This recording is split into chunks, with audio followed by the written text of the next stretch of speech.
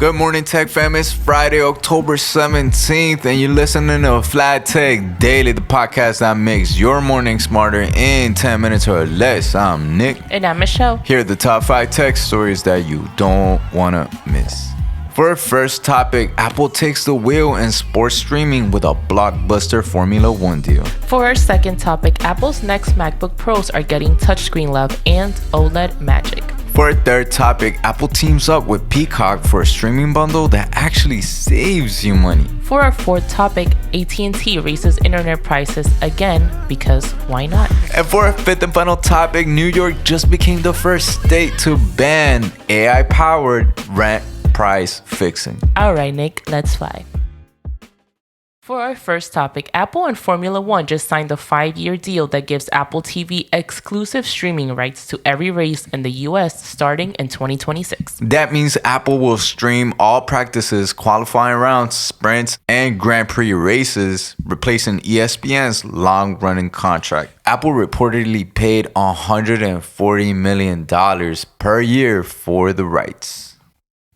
It's part of Apple's push into live sports. They already stream Major League Soccer globally and Friday Night Baseball. Now they're bringing that same premium Apple broadcast style to F1. And it's not just about the races. Apple's integrated F1 content across its ecosystem. Expect real-time updates in Apple Sports, race news in Apple News, playlists in Apple Music, and even F1 themed workouts in Fitness Plus. Oh, and F1's own streaming service, F1 TV Premium, is going away in the US. Its features will be folded into Apple TV's $12.99 subscription. This move makes sense. Apple and F1 already partnered for F1 the movie, which became the highest grossing sports movie of all time at $629 million.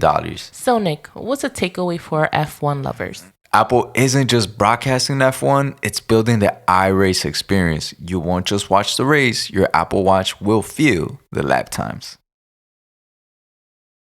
For our second topic, Bloomberg's Mark Gurman just revealed new details about Apple's upcoming MacBook Pro redesign, and this time it's a major leap. For decades, Apple said touchscreens are for iPads, while every Windows laptop has had them for years, and that's finally changing. The new models, codenamed K114 and K116, are expected to include OLED, thinner frames, lighter builds, and sturdier hinges designed for touch input. Apple also has plans to move from Touch ID to Face ID on Macs in the future, similar to the iPhone.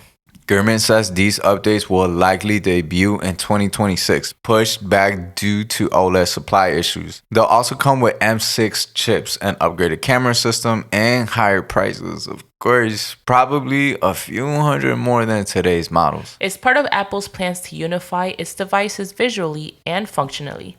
Your MacBook will start feeling more like an iPad and your iPad more like a MacBook. All right, Michelle, what's the takeaway for our MacBook multitaskers? Apple's finally letting you poke your laptop. After years of no touch allowed, they're giving you permission for a price worthy of the Pro badge. For our third topic, streaming bills are starting to feel like car payments, but Apple and NBC Universal just teamed up to make it a little easier on your wallet. Now I get why they changed the name. They're launching a new Apple TV Plus Peacock Premium bundle starting at $14.99 per month. Because what would it have been called before? The Apple TV Plus Peacock Premium bundle? I mean, or you could pay $19.99 for the ad-free Premium Plus version. That's a whole lot of pluses. Normally, those two cost about $28 combined. So for once, this is a bundle that actually saves you money. What? The bundle launches October 20th and works seamlessly across both apps, so existing subscribers don't need to create a new login or account. To celebrate, they're doing crossover promos. Peacock uses their free episodes of Apple TV hits like Ted Lasso and Silo, when Apple users get free access to shows like Bel-Air and Real Housewives of Miami. And here's the bonus. Apple One Family and Premier Plan members will get up to 35% off Peacock Premium Plus, marking the first time Apple's added a third-party service to its bundle. So Nick, what's the takeaway for our binge watchers out there? Apple just joined forces with its rival to fight subscription fatigue. Because if you can't be Netflix, you bundle smarter. For our fourth topic, bad news for anyone with an AT&T router. Starting December 1st, AT&T is raising its prices by a whole $5 a month again. This is the third year in a row they've done this. The company says it's due to increased operational costs, but also reported nearly $5 billion in profit last quarter. The hike affects all AT&T Internet plans except for new signups in the past year or customers on low-income programs. You can offset it a bit. $10 off if you switch to autopay and paperless billing, but really, that's just a way to make the price hike feel optional. The company has now increased prices 3 times in 3 years, while competitors like T-Mobile and Starlink have held steady and even cut costs to attract new users. So Nick, what's the takeaway for our Wi-Fi warriors? AT&T's new business model is simple. Streaming your cash at gigabit speeds. The only thing faster than fiber is the price hike.